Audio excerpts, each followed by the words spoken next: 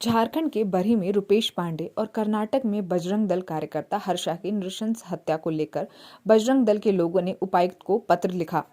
पत्र के द्वारा उन्होंने अवगत कराया कि पिछले दिनों झारखंड राज्य के बरही में सरस्वती पूजा के विसर्जन के दौरान भीड़ ने रुपेश पांडे की हत्या और कर्नाटक के शिमोगा में बजरंग दल के कार्यकर्ता हर्षा की क्रूरता से हत्या कर दी जाती है।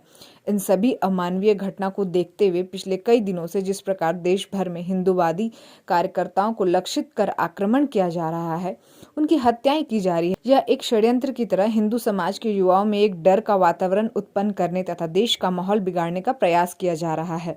चिंता की बात तो यह है कि इन घटनाओं में प्रशासन की भूमिका भी लचर रहती है, जिससे अपराधियों का हौसला बढ़ता दिख रहा है, जिससे हिंदू समाज अपने आप को असुरक्षित पाता है।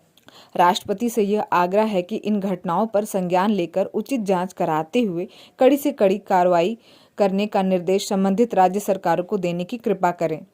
विश्व हिंदू परिषद बजरंग दल यह मांग करता है कि इस प्रकार की घटनाओं की पुनरावृत्ति न हो।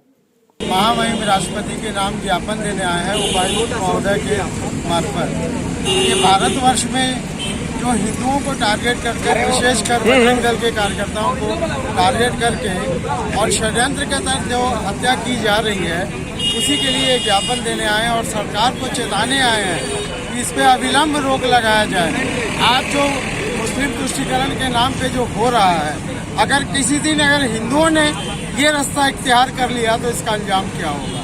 ये जो 80 और 20% की जो गणना करके बताते हैं, आज हम लोग भी सोचने पे मजबूर हो गए हैं कि उनके ही नक्शे कदम पे चल के इस काम को आगे बढ़ाया जाए, चाहे इसके लिए कोई भी कुर्बानी देनी पड़े। इसलिए आज हम लोग इस बात से अवगत कराने के लिए उपायुक्त महोदय के पास आए हैं, ताकि जो है राष्ट्रपति महोदय तक ये हमारी जो है सूचना पहुंचे। न्यूज विंग के लिए गंगाधर पांडे की report. Giridih is a small place, and we have like very less facilities in terms of education and this kind of infrastructure. It came to our mind that basically there should be good opportunities for the students of Giridih, those who are leaving the town and going outside for studies, their higher studies and their education.